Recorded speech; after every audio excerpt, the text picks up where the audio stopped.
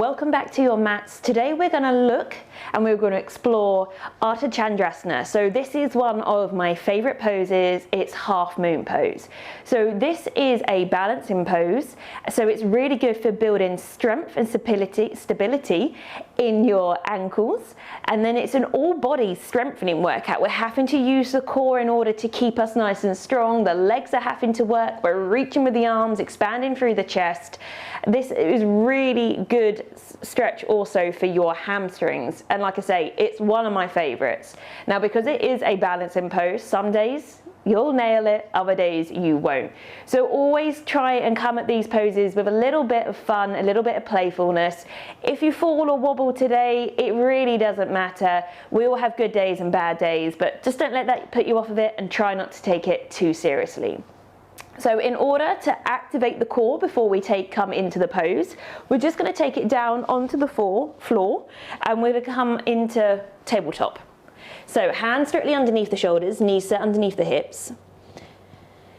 So when we come into our half moon pose, we always want to make sure that the crown of the head, the heart and the pelvis are in a nice straight line. So just try and find that position now. We sometimes call it, call it this a lot in yoga, I don't know why I said sometimes, neutral spine. It's very hard to actually come to a perfectly neutral spine, but just think of pressing your head away from your bum, keeping the core on, so we're not allowing the hips or the belly to drop to the floor here. So that means that the pelvis is in the same line as the heart. Now, just to get the core muscles working a little bit, we're going to come into a few balancing tables. So tuck the toes, press all 10 fingers down into the ground. As you next inhale, hover the knees. Now, try not to hover the knees too high. It only needs to be a little bit. Make sure, crown of the head, heart, pelvis, nice straight line. So this is the lengthening in the upper body that we want to try and find when we come into our balancing pose. As you next exhale, just drop your hands down to the ground. Maybe just relax the body, notice the difference of when you do drop the hips, allow the heart, the chest to face forward a little bit. And then we're going to come back into that nice long line. Tuck the toes, lift the knees off the floor, keep the arms nice and strong, lengthen through the back of the neck. We're just going to hold it here for 2 more breaths. You've totally got this. Lovely, and then as you next exhale, straighten the legs, coming to your down dog. We're not going to hold it here for too long, we're just going to get ourselves set up so we can take it into warrior 2. So left leg reaches up, point the toes. When you're ready, step that foot through. Turn on the back toes and then come all the way up, warrior 2. So, feet are key when it comes to balancing. We need to make sure that the feet are active. That's what we're putting all the weight through. So if the feet kind of aren't really giving us anything, we're going to find it really hard from the get-go. But just to work into the legs a little bit, sink into that front leg, arms reach out, open through the chest. So again, this sensation of reaching the fingertips away from each other, that's what we want to try and achieve when we come into our half moon pose. So it's a combination of pressing the head away, reaching the arms out, and then pressing the legs away from each other. It'll help you find that center of balance the more you press, I promise. Now we're going to come into extended side angle, and then we're going to come into our half moon. So when you're ready, place that left hand down to the ground. If this is too low and you've got a yoga block or maybe a book, take your hand on top of a block. Reach that right arm up, open the chest, roll the top shoulder. Just 2 more breaths here. Feel the left arch of the foot lift up. And then as you next exhale, take your right hand towards the hip. Just to make it a little bit easier, so that smoother transition to step up, you're going to step that right foot in about halfway. And then you're going to take your left hand to the outside of the left foot.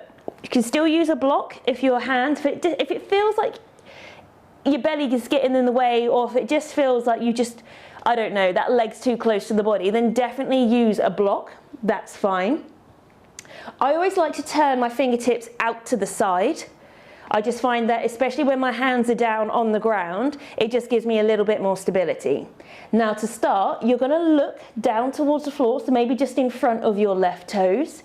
Press the weight into that left foot and then kick the right foot off the floor.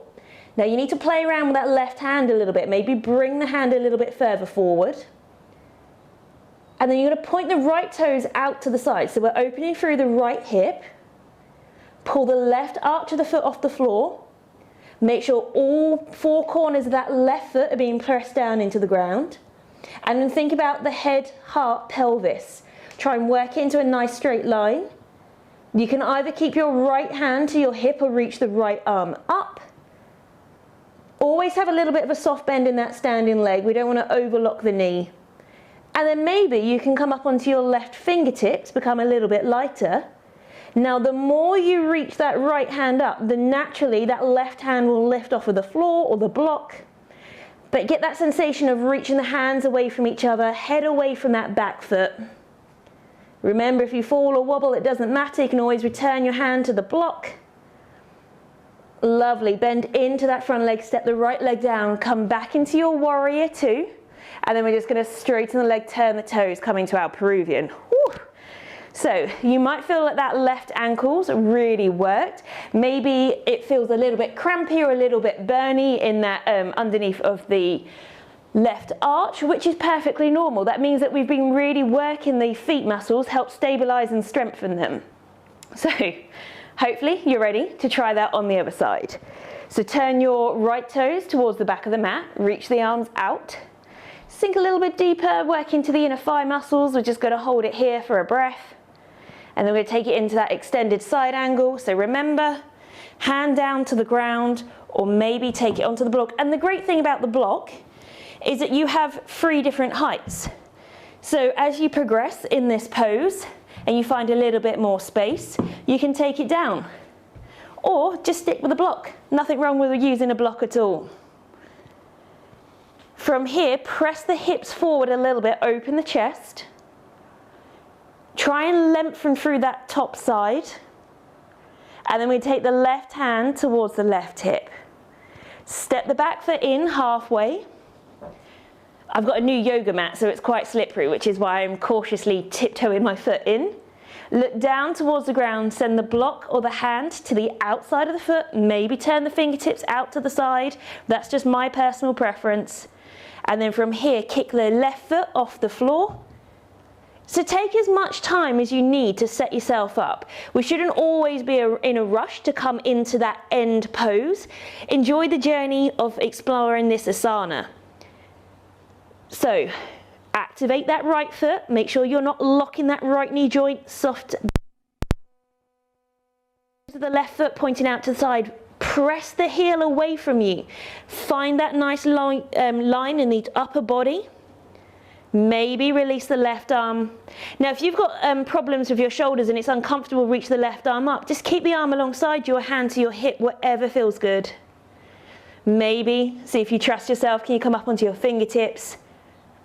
Maybe if you continue to float, that right hand will just lift. Lovely. When you're ready, come back into your warrior two. Straighten the front leg, just drop the arms alongside you.